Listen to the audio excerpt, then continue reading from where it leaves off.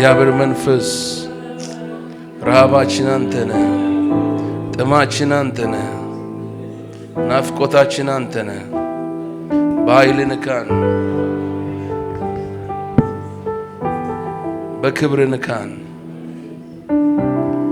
ሳንገናኝ አንውጣ። ዛሬ ነገራችን ሁሉ በኃይል ይነካ፣ በክብር ይነካ። በኢየሱስ ክርስቶስ ስም የትኛውም የጨለማ ውጊያ ሁሉ የፈረሰ ይሁን። የትኛውም ያጋንንት ሰልፍ ሁሉ የተመታ ይሁን። ክፉን ሁሉ በኢየሱስ ስም አስረናል። የቃል ደጆች ይከፈቱልን። ድምጽ ያለ መከልከል ወደኛ ይምጣ። አቤቱ ኃይልን ስጠን፣ ለሰሚውም ለተናጋሪውም ጸጋን ስጥ። ምሕረት በኢየሱስ ስም ይብዛልን። እናመሰግንሃለን። በጌታችንና በመድኃኒታችን በኢየሱስ ስም ጸለይን፣ አሜን። ሰሞኑን እግዚአብሔር በልቤ ያከበደውን መልእክት ነው ማካፍላችሁ። ባለፈው ሐሙስ መግቢያ የሚሆንን ነገር ሰጥቻችሁ ነበር እና እግዚአብሔር እንደፈቀደ ዛሬ የተወሰነ ለመሄድ እንሞክራለን። ግን ሙሉን ሐሳብ ዛሬ መጨረስ ምችል አይመስለኝም። ግን ጌታ እንደፈቀደ እንሄዳለን። አሜን፣ ሃሌሉያ። እስቲ ለእግዚአብሔር ቃል ክብር በእግሮቻችን ቆመን ትንቢተ ሕዝቅኤል ምዕራፍ 47 ከቁጥር 1 እስከ 12 ያለውን ክፍል እናንብብ። ትንቢተ ሕዝቅኤል ምዕራፍ 47 ከቁጥር 1 እስከ 12 በጌታ ስም እናነባለን። እንደዚህ ይላል። ወደ መቅደሱ መዝጊያ መለሰኝ፣ እነሆም ውሃ ከቤቱ መድረክ በታች ወደ ምስራቅ ይወጣ ነበር። የቤቱ ፊት ወደ ምስራቅ ይመለከት ነበርና ውሃውም ከቤቱ ከቀኝ በኩል በታች በመሰዊያው በደቡብ በኩል ይወርድ ነበር። በሰሜኑም በር በኩል አወጣኝ። በስተውጭ ባለው መንገድ ወደ ምስራቅ ወደሚመለከተው በስተውጭ ወዳለው በር አዞረኝ። እነሆም ውሃው በቀኙ ወገን ይፈስ ነበር። ሰውየውም ገመዱን በእጁ ይዞ ወደ ምስራቅ ወጣ፣ 1000 ለካ። በውሃውም ውስጥ አሻገረኝ። ውሃውም እስከ ቁርጭምጭሚት ደረሰ። ደግሞም 1000 ለካ። በውሃውም ውስጥ አሻገረኝ። ውሃውም እስከ ጉልበት ደረሰ። ደግሞም 1000 ለካ። በውሃውም ውስጥ አሻገረኝ። ውሃውም እስከ ወገብ ደረሰ። ደግሞም 1000 ለካ። ልሻገረውም የማልችለው ወንዝ ሆነ። ውሃውም ጥልቅ ነበረ፣ የሚዋኝበትም ውሃ ነበር። ሰውም ሊሻገረው የማይችለው ወንዝ ነበር። እርሱም የሰው ልጅ ሆይ አይተሃልን አለኝ። አመጣኝም፣ ወደ ወንዙም ዳር መለሰኝ። በተመለሱም ጊዜ እነሆ በወንዙ ዳር በዚህና በዚያ እጅግ ብዙ ዛፎች ነበሩ። እርሱም እንዲህ አለኝ፣ ይህ ውሃ ወደ ምስራቅ ምድር ይወጣል፣ ወደ አረባም ይወርዳል፣ ወደ ባህሩም ይገባል። ወደ ባህሩም ወደ ረከሰውም ውሃ በገባ ጊዜ ውሃው ይፈወሳል። ሕያው ነፍስ ያለው ተንቀሳቃሽ ሁሉ ወንዙ በመጣበት ስፍራ ሁሉ በሕይወት ይኖራል። ይህም ውሃ በዚያ ስለ ደረሰ ዓሣዎች እጅግ ይበዛሉ። የባህሩም ውሃ ይፈወሳል። ወንዙም በሚመጣበት ያለው ሁሉ በሕይወት ይኖራል። አጥማጆችም በዚያ ይቆማሉ። ከዓይን ጋዲም እስከ ዓይኔ ግላም ድረስ መረብ መዘርጊያ ይሆናል። ዓሣዎችም እንደ ታላቁ ባህር ዓሣዎች በየወገኑ እጅግ ይበዛሉ። ረግረግና እቋሪ ውሃ ግን ጨው እንደሆነ ይኖራል እንጂ አይፈወስም። በወንዙም አጠገብ በዳሩ ላይ በዚህና በዚያ ፍሬ የሚበላ ዛፍ ሁሉ ይበቅላል። ቅጠሉም አይረግፍም፣ ፍሬውም አይጎድልም። ውሃውም ከመቅደስ ይወጣልና በየወሩ ሁሉ የፍሬ በኩር ያገኛል። ፍሬውም ለመብል ቅጠሉም ለመድኃኒት ይሆናል። አሜን። ለእግዚአብሔር ክብር ሰጥተን እንቀመጥ። እግዚአብሔር ባርካችሁ።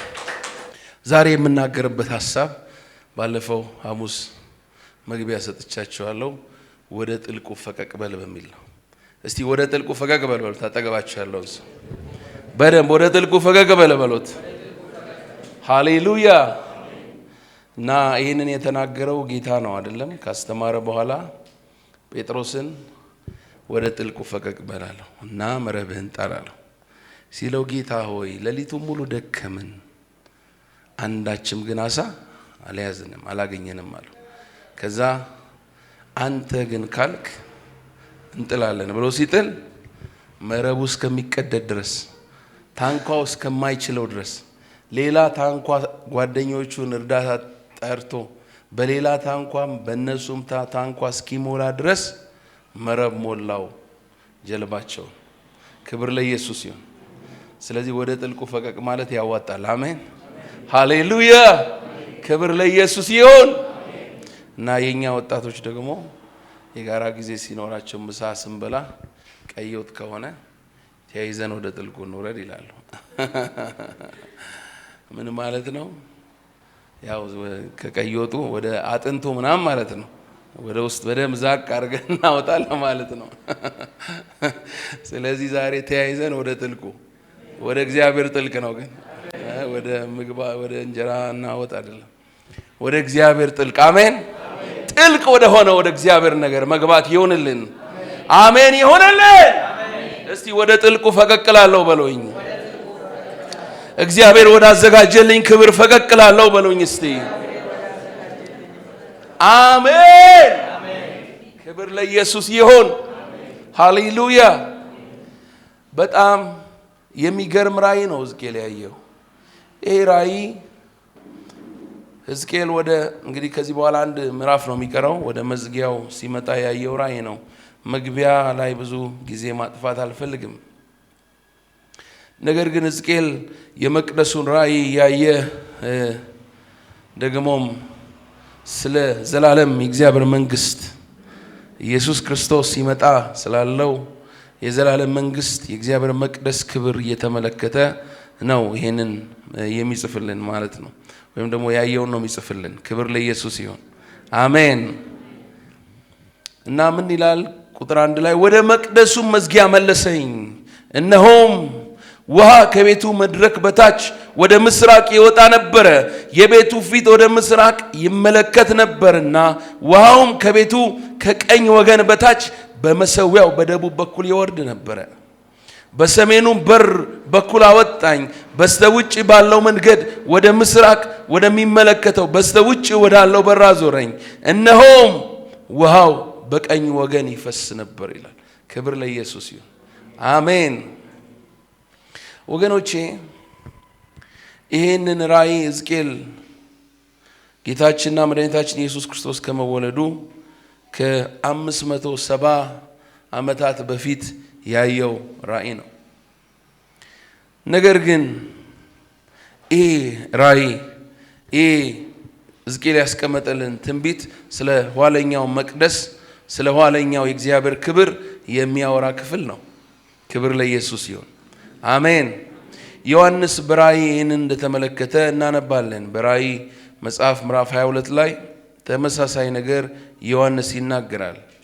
ዮሐንስ ራእይ ምዕራፍ 22 ቁጥር 1 ላይ በአደባባዩ መካከል ከእግዚአብሔርና ከበጉ ዙፋን የሚወጣውን እንደ ብርሌ የሚያንጸባርቀውን የሕይወት ወንዝ አሳየኝ። በወንዙም ወዲያና ወዲህ በየወሩ እያፈራ 12 ፍሬ የሚሰጥ የሕይወት ዛፍ ነበረ። የዛፉም ቅጠሎች ለሕዝቡ መፈወሻ ነበሩ ይላል። ክብር ለኢየሱስ ይሁን። እና ዮሐንስ በራእይ ያየው ወንዝ ምን አይነት ወንዝ ነው? ከእግዚአብሔርና ከበጉ ዙፋን የሚወጣን እንደ ብርሌ የሚያንጸባርቀውን የሕይወት ወንዝ አሳየኝ ይላል። ክብር ለኢየሱስ ይሁን። አሜን። ይሄ ወንዝ የሚወጣው ከእግዚአብሔር አብ ዙፋን ከኢየሱስ ክርስቶስ ዙፋን ነው። ሃሌሉያ። ክብር ለኢየሱስ ይሁን። እና ይሄ ወንዝ ደግሞ የእግዚአብሔር አካል ነው፣ ወይም ደግሞ አንደኛው የእግዚአብሔር አካል ነው። ሥላሴ እግዚአብሔር በሶስትነት የሚኖር በሶስት አካል የተገለጠ አምላክ እንደሆነ እናምናለን። አሜን ሃሌሉያ። ወንዙ የሚወጣው ከራሱ ከእግዚአብሔር ነው። ይሄ ወንዝ የሚመነጨው ከእግዚአብሔር ዘንድ ነው። ሃሌሉያ። ስለዚህ ውሃ መነጋገር ጀምረን ነበረ። የመጀመሪያ ነገር ያነሳሁት ምንድነው? ስለዚህ ወንዝ ስንነጋገር ወንዙ ባለቤት አለው። ሃሌሉያ። እስቲ ባለቤት አለው በሉኝ። ሃሌሉያ። ባለቤቱ ማን ነው? እስቲ እግዚአብሔር ነው በሉኝ። አሜን። ስለዚህ የመጀመሪያው ፖይንት ባለፈው እንደ መግቢያ ያነሳሁት የዚህ ወንዝ ባለቤት እግዚአብሔር ነው። ወንዙ የሚመነጨው ከራሱ ከእግዚአብሔር ነው። ሃሌሉያ። ክብር ለኢየሱስ ይሁን። ጌታችንና መድኃኒታችን ኢየሱስ ክርስቶስ በዮሐንስ ወንጌል ምዕራፍ 4 ላይ ያችን ሳምራዊት ሴት ሲያገኛት እንደዚህ አላት፣ ውሃ ጠጪኝ። ምን አርጊኝ? ውሃ ጠጪኝ። በእርግጥ አለትን እየከፈለ ውሃን ከአለት ውስጥ የሚያወጣ የኛ ጌታ ውሃ ተቸግሮ እዛች ሴት ጋር ልመና ሄዶ አይደለም፣ ግን የዘላለም ውሃ ሊሰጣት የሕይወትን ውሃ ሊሰጣት ሃሌሉያ እንደገና ጥሟን ሊያረካ ጌታ ኢየሱስ ወደ ሰማርያ ሄደ ይለናል። ክብር ለኢየሱስ ይሁን። እና ምንድነው ያላት? እዛ በነበራቸው ዲያሎግ ንግግር ውስጥ አንተ አይሁዳዊ የሆንክ ሰው እኔ ደግሞ ሳምራዊት ከመሆን ሴት እንዴት ውሃ ትጠይቃለህ አለችው። ምክንያቱም አይተባበሩም። አይሁዳውያንና ሳምራውያን እንደ ጠላት ነው የሚተያዩት። ምክንያቱም አይሁዳውያን ሳምራውያንን የእግዚአብሔርን አምልኮ የሚያረክሱ የተበረዙ ደግሞም እንደ ጠላት አድርገው ነው የሚመለከቷቸው። ሂስቶሪካል ኢነሚቲ ያለው መካከላቸው ታሪካዊ ጠላት እንደሚባለው ማለት ነው። የረጅም ጊዜ ዘለቀ ጠላትነት አለ በመካከላቸው። እዛ ውስጥ አልገባም። ስለዚህ እንዴት አንተ አይሁዳዊ ነህ እኔ ደግሞ ሳምራዊት ነኝ እንዴት ከኔ ትጠይቃለህ ስትለው ምን አላት ጌታ? ውሃ ጠጪኝ የሚልሽ ማን እንደሆነ ብታውቂው አንቺ ራስሽ ትለምኚው ነበር አላት። ከዚህ ውሃ የሚጠጣ ሁሉ ይጠማል። ድጋሚ እኔ ከምሰጠው ውሃ የሚጠጣ ግን ምን አይልም? አይጠማም። ለምን? እኔ የምሰጠው ውሃ ከዛ የሚጠጣ ሁሉ ለዘላለም እንዳይጠማ የሚያደርግ በእርሱ ውስጥ ለዘላለም የሕይወት ውሃ የሕይወትን ውሃ የውሃ ምንጭ ምን ያደርጋል አላት? ይፈልቃል አላት። ክብር ለኢየሱስ ይሁን። እኔ ምን አይነት ነገር ነው አለች። እንደዚህማ ከሆነ እኔም ድጋሚ እንዳልመጣ ስጠኝ አለች። ክብር ለኢየሱስ ይሁን። ጌታ ኢየሱስ እየተናገረ ያለው ስለ መንፈስ ቅዱስ ነው። ስለዚህ የሕይወት ወንዝ ነው። ስለዚህ ስለ እግዚአብሔር ስጦታ ነው የሚነግራት። ይህንን ውሃ የእግዚአብሔር ስጦታ ጌታ ኢየሱስ ወደዚህ ሴት ይዞ መጣ። ክብር ለኢየሱስ ይሁን። ወደሚቀበሉት ሁሉ ሃሌሉያ፣ ወደሚቀበሉት ሁሉ ጌታ ኢየሱስ ይመጣል። አሜን። ክብር ለኢየሱስ ይሁን። እና በመንፈስ ቅዱስ አሁንም እንደገና መረስረስ ይሆናል። ሃሌሉያ፣ ክብር ለኢየሱስ ይሁን። ማንም ይህን ጌታ የተቀበለው ይህንን ጌታ ያመነበት ይህንን የመንፈስ ቅዱስ ወንዝ ስጦታ ይቀበላል። የመጀመሪያው ነገር ስለዚህ ወንዝ ስነግራችሁ የዚህ ወንዝ ምንጩ ማን ነው? እግዚአብሔር አብና እግዚአብሔር ወልድ እግዚአብሔር ራሱ ነው። ክብር ለኢየሱስ ይሁን። ወገኖቼ በህይወታችን የሚያኖረን ህይወት የሚሆነን አቅም የሚሆነን ድል የሚሆነን ሃሌሉያ ማሸነፍን የሚሰጠን ደግሞ እውነተኛ እርካታ ይሄ ውሃ ብቻ ነው። የትኛው በዓለም ላይ ያለ ነገር የነፍሳችንን ረሃብ ሊያረካ አይችልም። የነፍስ ረሃብ ሊረካ የሚችለው በዚህ ውሃ ብቻ ነው። ክብር ለኢየሱስ ይሁን። ይሄ ውሃ ኃይል ይሆናል። ይሄ ውሃ ብርታት ይሆናል። ይሄ ውሃ ያነጻሃል፣ ያጥብሃል፣ ሪፍሬሽ ያደርግሃል፣ እንደገና ያስነሳሃል፣ እንደገና ህይወት ይሆናል፣ እንደገና ብርታት ይሆናል፣ እንደገና ድል እንድታደርግ አቅም ይሆናል። ሃሌሉያ ክብር ለኢየሱስ ይሁን። ወገኖቼ ዛሬ ብዙ ሰዎች ጥያቄ አላቸው። ብዙ ሰው በጥያቄ ውስጥ ነው የሚመላለሰው። የነፍስ ጥያቄ ግን ከባድ ጥያቄ ነው።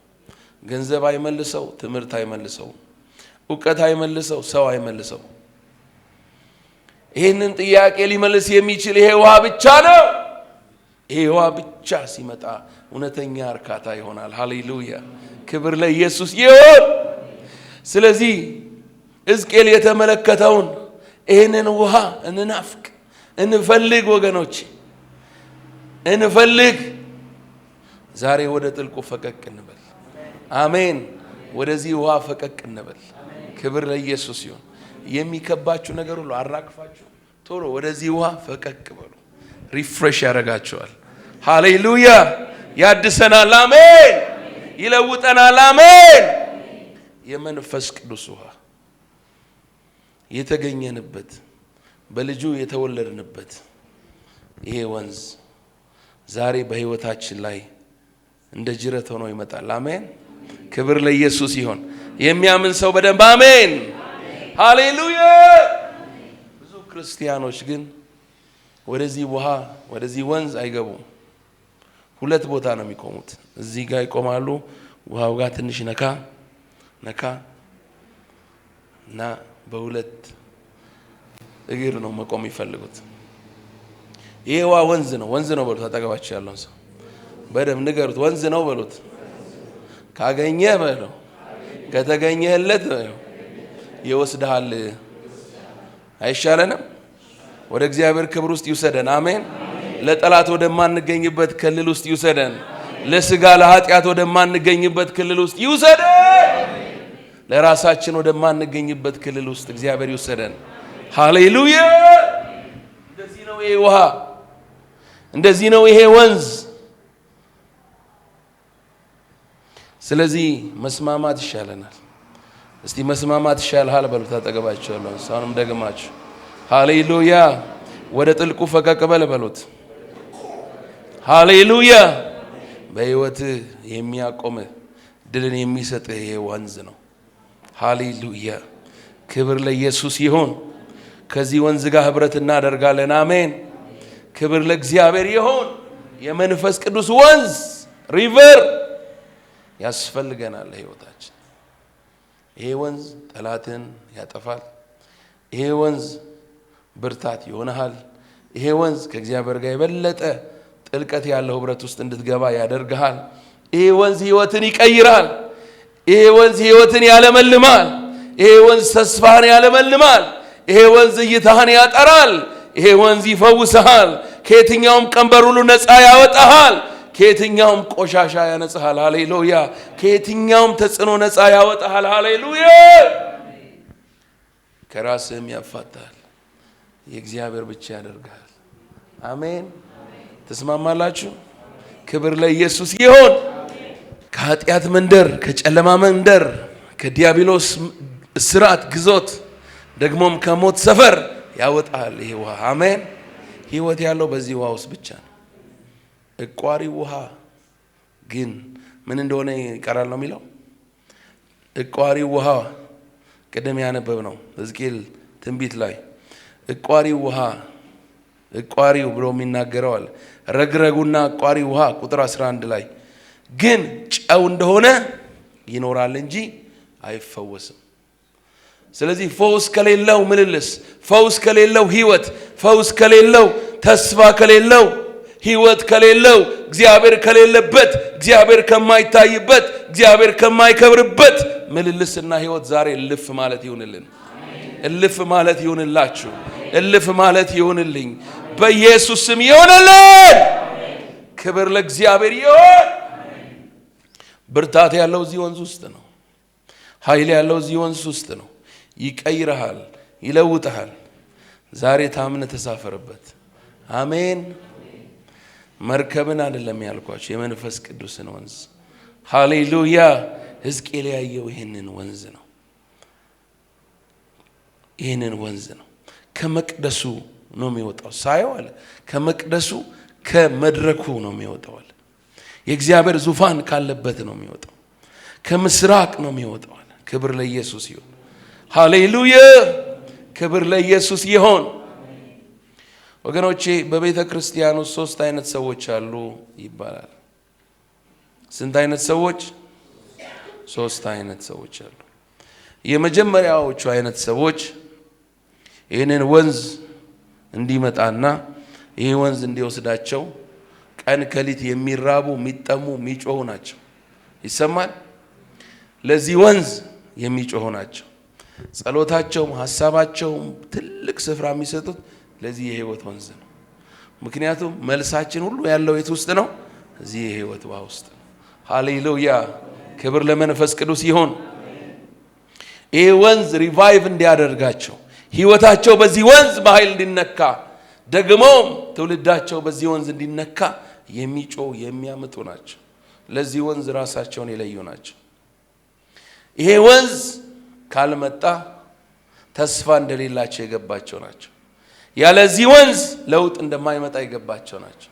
ይሄ ወንዝ ብቻ ነገሮችን፣ ህይወትን፣ ቀንበርን ሁሉ ሊለውጥ ሊሰብር ተጽዕኖን ሁሉ ከህይወታቸው ገፈፍ ሊያደርግ እንደሚችል ያመኑ ናቸው። ስለዚህ እነዚህ የመጀመሪያዎቹ አይነት ሰዎች በቤተ ክርስቲያኖት ያሉት ይሄንን ሪቫይቫል፣ ይሄንን ወንዝ፣ ይሄንን የእግዚአብሔር ፈሳሽ እንዲመጣ የሚጮሁ ናቸው፣ እንዲከሰት የሚያደርጉ ናቸው ይባላል። ክብር ለጌታ ይሁን። ስለዚህ በዚህ እግዚአብሔር ይጎብኘን። አሜን።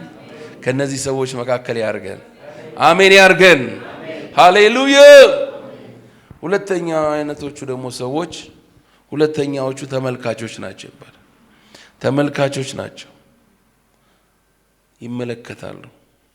በቤተ ክርስቲያን ውስጥ እግዚአብሔር ይህንን ወንዝ በኃይል ሲያመጣ ይመለከታሉ ተቀምጠው። ከዛም ደግሞ ይሳተፋሉ እግዚአብሔር ሲረዳቸው ከረዳቸው። እና ተመልካች አቱን በሉት አጠገባቸው ያለውን ሰው ተመልካች አቱን በሉት። አሜን። ምን ይሁን? ተመልካች አቱን ግን ምን ይሁን በሉት? አድራጊ ይሁን በሉት። ሃሌሉያ። ክብር ለኢየሱስ ይሁን። ስለዚህ ሌላው ሲሟሟቅ፣ ሌላው አይኑ ሲከፈት፣ ሌላው የእግዚአብሔር ነገር በኃይል ሲመጣበት፣ ሌላው ህይወቱ ሲቀየር፣ ሌላው የጸሎት ህይወቱ ሲዳብር፣ ጥልቅ ወደ ሆነ ፌሎሺፕ ከእግዚአብሔር ጋር ሲገባ፣ ዘላለሙን ሲያስተካክል ይመለከታሉ። ተመልካች፣ እግዚአብሔር ተመልካች ከመሆን ይጠብቀን። አሜን። ሶስተኞቹ ደግሞ አይነት ሰዎች እነዚህ ደግሞ መንፈሳዊ ድንዛዜ ውስጥ ያሉ ናቸው። ምን እየተካሄደ እንኳን እንዳለ አይገባቸው። ይሄ ወንዝ ካመለጠ ሌላ ተስፋ የለም። ሌላ ወደ ሰማይ የሚወስድ ትራንስፖርት የለም። the only ኢየሱስ እኔ ብሄድ ይሻላል ብሎ ያለው የእግዚአብሔር መንፈስ ብቻ ነው። ይሄ መንፈስ ካለፈ አለፈ ነው። አታሳዝኑት። ሐዋርያው ጳውሎስ ለቤዛ ቀን የታተማችሁበትን ቅዱሱን የእግዚአብሔር መንፈስ ምን አታርጉ? አታሳዝኑ። ኮስት አለው። ኮስቱ ደግሞ በጣም ከባድ ነው። የዘላለም ሊሆን ይችላል። ይሄ ወንዝ ካለፈ፣ ይሄ ወንዝ ካመለጠ ጠብቆ ጠብቆ ጠብቆ ጥሎ ከሄደ ሌላ ተስፋ የለም። በቃ አለቀ። ዴድ ኬዝ ነው የሚሆነው። ዴድ ፋይል ነው የሚሆነው። አይለፈን። አሜን። አይለፈን። አሜን። አያምልጠን። አሜን። አንተላለፍ። አሜን። ወገኖቼ ብዙ ሰው ከመንፈስ ቅዱስ ጋር ይተላለፋል። በተለይ በዚህ ዘመን ከመንፈስ ቅዱስ ጋር ብዙ ሰው እየተላለፈ ነው ያለው። መንፈስ ቅዱስ አክቲቭሊ በሰዎች ህይወት ውስጥ እየሰራ እንዳለ እንኳን የማያውቅ ሰው በጣም ብዙ ነው። በጣም ብዙ ነው። ያለ መንፈስ ቅዱስ ፍሬያማ መሆን አትችልም። ራሱ ፍሬን የሚሰጥህ የመንፈስ በውስጥ የመንፈስ ቅዱስን ፍሬ ሰላምን የሚሰጥ፣ ፍቅርን የሚሰጥ፣ ደስታን የሚያመጣል፣ ትዕግስትን፣ ራስን መግዛት፣ እምነትን፣ የዋህነትን በውስጥ የሚያመጣው ማን ነው? መንፈስ ቅዱስ ነው። መንፈስ ቅዱስ ነው። ያለ መንፈስ ቅዱስ አይሆንም። ያለ መንፈስ ቅዱስ አይቻልም። ያለ መንፈስ ቅዱስ ለውጥ አይኖርም በህይወት። ስለዚህ በጣም በጣም አጥብቀህ መራብም መፈለግም ያለብህ ይህን መንፈስ ነው። አሜን። ሌላው ነገር ይደርሳል። ዘማሪዋ እንዳለች ነፍሴ የምትወድ ሆይ ሌላው ይቅርና በልልኝ እስቲ አንጎራጉርልን። ሌላው ይቅርና አንተ ዋልክ ከቤቴ በለው በለው። ነፍሴ የምትወድ ሆይ ሌላው ይቅርና አንተ ዋልክ ከቤቴ ሌላው ይቅርና አንተ ዋል ከቤቴ የምፈልገው አንተን ነው እኔ የምመኘው አንተን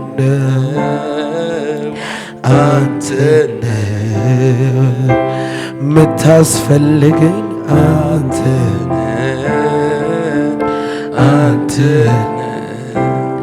ፈልጌ አይደለም ከእጅ አንድ ጉርሻ እንድንዘልቅ እንጂ እስከ መጨረሻ ካንተ ጋር ኑረኝ ነው ጸሎቴ ቢከፋኝ ቢደላኝ እግር ስር ነው ቤቴ ፈልጌ አይደለም ካንተ አንድ ጉርሻ እንድንዘልቅ እንጂ እስከ መጨረሻ ካንተ ጋር ኑረኝ ነው ጸሎቴ እንደገና ሙላን እንደገና ውሰደን እንደገና ጥልቅ ወደ ሆነው ነገር አስገባን ሃሌሉያ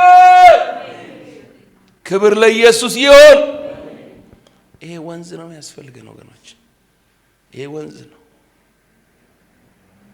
የመንፈስ ቅዱስ ወንዝ ያስፈልገናል አሜን ክብር ለኢየሱስ ይሁን